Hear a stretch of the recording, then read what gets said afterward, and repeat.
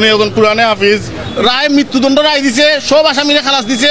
আমার ভাই নাকি একলা সব কিছু করছে, গ্রেনেডও নাকি একলা আনছে, হামলাও নাকি একলা করছে, সব কিছু একজন নাকি। এই মামলাত আসামি আছিল বর্তমান এই মন্ত্রী আরিফুল হক চৌধুরী, এরপরে বর্তমানে এই আপনার হুইপ হুইপ জিকে গোস, এরপরে আপনার সাবেক স্বরাষ্ট্রমন্ত্রী লুৎফুজ্জামান বাবর সাহেব, এই তিনজন সহ মুফতি আব্দুল হান্নান সাহেবের ভাই উনারেও খালাস দিছে, সহ আরও একাধিক আসামিরে খালাস দিছে। উনার সাথে যে মামলা মানে যারা আসামি ছিল সবাইরে খালাস দিছে, শুধু আমার বাইরে মৃত্যুদণ্ড দিছে।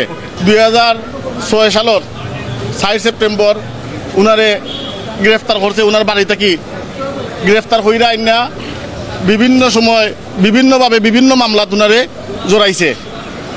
উনি প্রথমে উনারে গ্রেফতার করছে আনোয়ার চৌধুরীর মামলায়, এরপরে ঢাকার বিভিন্ন মামলায় উনারে গ্রেফতার দেখাইছে।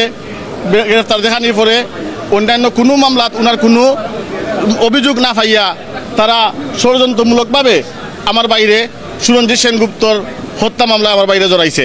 এবার যে মামলা তাদের গ্রেফতার করছিল ও মামলা থেকে পর্যন্ত তাদের কিতা করছে, অব্যাহতি দিছে, চার্জশিট থেকে অব্যাহতি দিছে, তদন্তকারী সংস্থা বলতে সাবেক তত্ত্বাবধায়ক সরকারের আমল।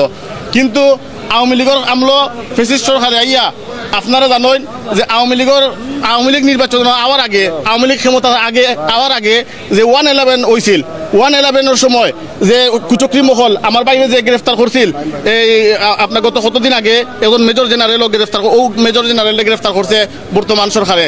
ও মেজর জেনারেলরা চক্রান্ত হইরে আর বাংলাদেশের মুসলমান হল তরফে, আলিম হল তরফে একটা অভিযোগ দায়ের করছে, একটা জঙ্গি নেগেটিভ তৈরি হইরে আর আমার বাইরে জঙ্গি মামলা, মিথ্যা জঙ্গি মামলা আমার বাইরে করছে, ফাঁসাইছে।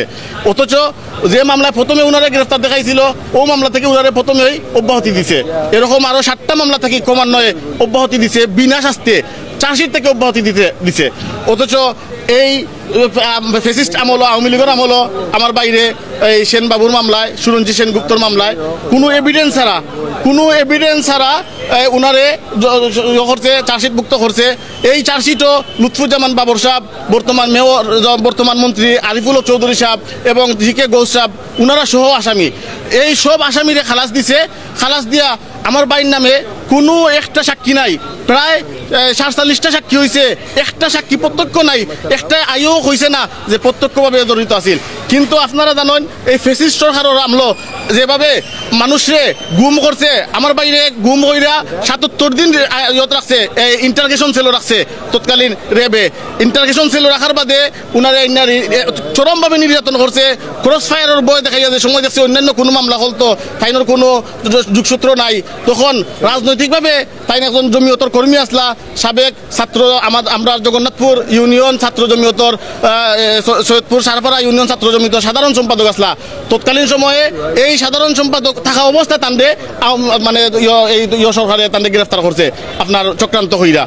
গ্রেফতার করার বাদে আমার বাইরে আপনার বিভিন্ন সময় বিভিন্ন ধারায় বিভিন্নভাবে ওনারে বিভিন্ন মামলায় গ্রেফতার দেখাইছে এবং মানে করুণভাবে নির্যাতন করছে। ওনার নির্যাতনের যে কাহিনীগুলা উনি 342-র মাঝে দিছেন, এই বক্তব্য উনি নিজ হাতে দিছেন। এই বক্তব্যটা আছে আমরা দিমো আপনারা দেশবাসীর গেছে অথবা বর্তমান সরকারের গেছে, বর্তমান সরকারের উচ্চ পর্যায়ে আইনমন্ত্রী সহ সব পর্যায়ে এই বিষয়গুলা পৌঁছাইবেন।